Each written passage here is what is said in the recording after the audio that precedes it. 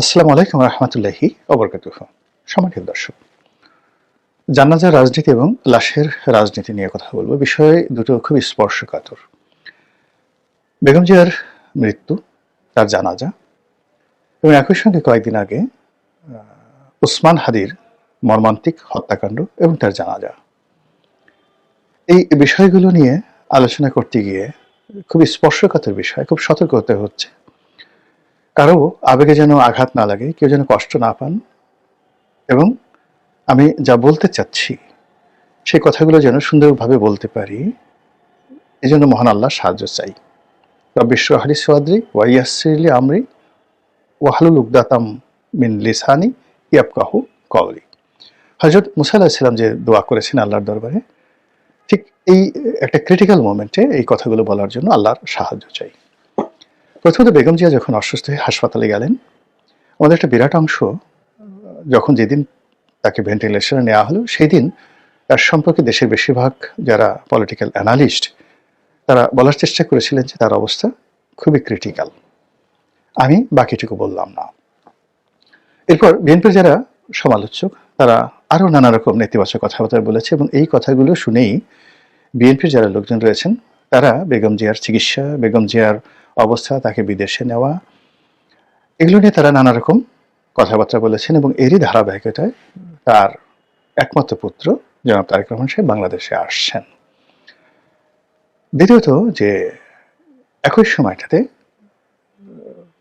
যে হাদির মৃত্যু, উসমান হাদি ইনকালাব মঞ্চের নেতা, তার সেই মৃত্যুকে কেন্দ্র করে একটা জনমত তৈরি হওয়া, মানুষের আবেগ তৈরি হওয়া, এবং একইভাবে তাকে ঢাকা মেডিকেল থেকে এভার কেয়ারে যখন নেওয়া হলো, তখনও সবাই বলার চেষ্টা করলো যে হাদি হয়তো বেঁচে নেই, হয়তো বাঁচবে না। তারপর যখন তাকে সিঙ্গাপুরে নেওয়া হলো, তখন বলা হলো যে কেন এই রাষ্ট্রীয় অর্থ ব্যয় করে নেওয়া হচ্ছে মূলত আবেগ তৈরি করার জন্য, বা হাদির এই মৃত্যুকে নিয়ে মহল বিশেষ ফায়দা লোটার চেষ্টা করছে, আবেগ তৈরি করার চেষ্টা করছে, এই ধরনের কথাবার্তা হচ্ছিল। এরপর হাদির লাশ যখন বাংলাদেশে এলো, তখন বাংলাদেশে যে দুর্ঘটনা ঘটলো, একটি পক্ষ সত্যি সুযোগ নেওয়ার চেষ্টা করলো। ডেইলি স্টার ভাঙা হলো, প্রথম আলোতে আগুন লাগিয়ে দেওয়া হলো, আর হাদির জানাজাতে নজিরবিহীন মানুষের উপস্থিতি ঘটল, এবং তাকে ঢাকা বিশ্ববিদ্যালয়ের কেন্দ্রীয় মসজিদের যে কবরস্থান, যেখানে কাজী নজরুল ইসলাম সহ অল্প কয়েকজন বরেণ্য ব্যক্তির মৃতদেহকে দাফন করা হয়েছে, এবং যেখানে ঢাকা বিশ্ববিদ্যালয়ের যে সিন্ডিকেট, সেই সিন্ডিকেট সিদ্ধান্ত নিয়েছে যে এখানে আর কোনো ব্যক্তির লাশ দাফন করা হবে না, এরকম সিদ্ধান্ত ছিল। তো সেই সিদ্ধান্তের ফলে যখন ডক্টর হুমায়ুন আজাদ মারা গেলেন, এবং ঢাকা বিশ্ববিদ্যালয়ের ইতিহাসে ডক্টর হুমায়ুন আজাদের যে ভূমিকা, তার যে যাকে বলা হয় কন্ট্রিবিউশন টু দ্য লিটারেচার, সেই অর্থে তার যারা ভক্ত, তারা প্রাণান্ত চেষ্টা করলেন যে তাকে ঢাকা বিশ্ববিদ্যালয়ে এই কবি নজরুলের এই জায়গাটাতে কবর দেওয়ার জন্য। কিন্তু ওই যে বিশ্ববিদ্যালয়ের সিন্ডিকেট, তাদের যে সিদ্ধান্তের কারণে সেখানে আর দাফন করা সম্ভব হলো না। তো সেই সিদ্ধান্তটা বহাল থাকা সত্ত্বেও কেবলই মাত্র জনরোষের ভয়ে বা জনগণের আবেগের কারণে, অথবা একটা বিরূপ পরিস্থিতি, সেটা ঢাকা বিশ্ববিদ্যালয়ের বর্তমান সিন্ডিকেট মোকাবেলা করতে না পারার কারণে, সেই সিন্ডিকেটকে, নতুন সিন্ডিকেটকে পুরনো সিন্ডিকেটের সেই সিদ্ধান্ত বাদ দিয়ে তাদেরকে সিদ্ধান্ত নিতে হয়েছে যে উসমান হাদিকে এই কবি নজরুলের কবরের পাশেই তাকে সমাধিস্থ করা হবে। তো এটা অনেকে মনে করছেন যে উসমান হাদিকে আবার শহীদের মর্যাদা দেওয়া হয়েছে, এবং তাকে নিয়ে বাংলাদেশের যে রাজনীতির একটা অংশ, মহল বিশেষ রাজনীতি, বিশেষ করে জামায়াত ইসলামী, উসমান হাদির এই হত্যাকাণ্ড, মৃত্যুকে নিয়ে তারা রাজনীতি করার যে চেষ্টা করছেন, এটা নিয়ে আমাদের দেশে যখন যাকে বলা হয় নানা রকম তর্ক বিতর্ক চলমান, আবার জামাতের লোকজন হয়তো না, কিন্তু আরও অনেক লোকজন বেগম জিয়ার হাসপাতালে অসুস্থতা, তারেক জিয়ার দেশে ফিরে আসা, তারপরে ডক্টর জুবাইদুর রহমানের ফিরে আসা, বেগম জিয়াকে অসুস্থ অবস্থায় ইংল্যান্ডে নেওয়ার জন্য সেই কাতারের এয়ার অ্যাম্বুলেন্স আসা না আসা, এবং সর্বশেষ তার মৃত্যুর যে ঘটনা, এগুলোর মধ্যে বহু মানুষ যে রাজনীতির গন্ধ পেয়েছে, এগুলো নিয়ে আমি আর এখন কোনো কথা বলবো না। কথা বলে আমি যেটা বলতে চাই যে আমাদের দেশে লাশের রাজনীতি দীর্ঘদিনের, এবং মানুষ যারা জীবিত রাজনীতিবিদ তারা সবসময় জীবিত মানুষের চাইতে মৃত মানুষ বা মৃত মানুষের যে লাশ তাকে ভয় পেয়েছে। শোনা কথা, সত্য মিথ্যা জানি না। বঙ্গবন্ধু যখন ৭৫-এর ১৫ই আগস্ট নিহত হলেন, তো তখন নাকি কর্নেল তাহের ওই সময়টাতে তিনি ছিলেন বলতে গেলে মানে অন্যতম বাংলাদেশের নীতি নির্ধারক। তো তিনি বলেছিলেন যে তাকে কেন তোমরা ওই দাফন করলে টুঙ্গিপাড়ায় গিয়ে। ওখানে তো আগামী দিনে ওটা একটা যাকে বলা হয় মাজার হবে, ওটাকে কেন্দ্র করে সারা দেশের মানুষ সেখানে যাবে। তো কাজেই ওটা ওখানে না দিয়ে তোমরা সমুদ্রে ফেলে দিতে লাশ, তাহলে এটা নিয়ে ভবিষ্যতে রাজনীতি হতো না। সত্য মিথ্যা জানি না, আমি আগেই বলছি, কিন্তু এই কথা ব্যাপক জনপ্রিয়। যদিও কর্নেল তাহেরের পরিবারের একজন ওয়ারেসাত বেলাল, তিনি সংসদ সদস্য ছিলেন একাধিকবার। তারপরে কর্নেল তাহেরের মেয়ে বা অন্য যারা আছেন, আরেক ভাই জাহাঙ্গীরনগরের প্রফেসর আনোয়ার জাহাঙ্গীরনগর ইউনিভার্সিটির ভাইস চ্যান্সেলর হয়েছিলেন। তো এরকম এই পরিবার আওয়ামী লীগের রাজনীতিতে জড়িত, কিন্তু কর্নেল তাহেরকে নিয়ে এই ধরনের কথাবার্তা কিন্তু প্রচলিত আছে। আবার প্রেসিডেন্ট জিয়াউর রহমানকে যে চন্দ্রিমা উদ্যানে যেখানে দাফন করা হলো, ওই সময়টিতেও কিন্তু এরকম হাদির এই যে মৃত্যুকে নিয়ে যে সেন্টিমেন্ট, যে আবেগ, ওই আবেগটা তখন ছিল। ফলে তার জানাজাতে বলা হয় বাংলাদেশের সর্বকালের সবচেয়ে বেশি লোক সমাগম হয়েছিল, এবং এটা ল্যান্ডমার্ক বলা হয়ে থাকে। এত জানাজাতে অতীতে কখনো হয়নি, ভবিষ্যতে কখনো হয়নি। তো এই যে বেগম জিয়া যখন অসুস্থ, তখন কিছু দুর্মুখ বলার চেষ্টা করছিলেন যে বেগম জিয়া যদি ইন্তেকাল করেন তাহলে তার জানাজাতে শহীদ জিয়ার চেয়ে বেশি লোক আসবে। মানে এই যে লাশ নিয়ে, জানাজা নিয়ে যে সকল কথাবার্তা, এটা এতটা অমানবিক, রুচিত বাধে এই ধরনের কথাবার্তা বলতে গিয়ে। এনিওয়ে, তো বঙ্গবন্ধুর সেই যে লাশ টুঙ্গিপাড়াতে দাফন করা হলো খুবই সাধারণভাবে, ৫৭০ সাবান দিয়ে গোসল করানো হয়েছিল। অল্প কয়েকজন লোক সেনা প্রহরায় সেখানে জানাজাতে অংশগ্রহণ করেছিল, কিন্তু ইতিহাস সেখানে থেমে থাকেনি।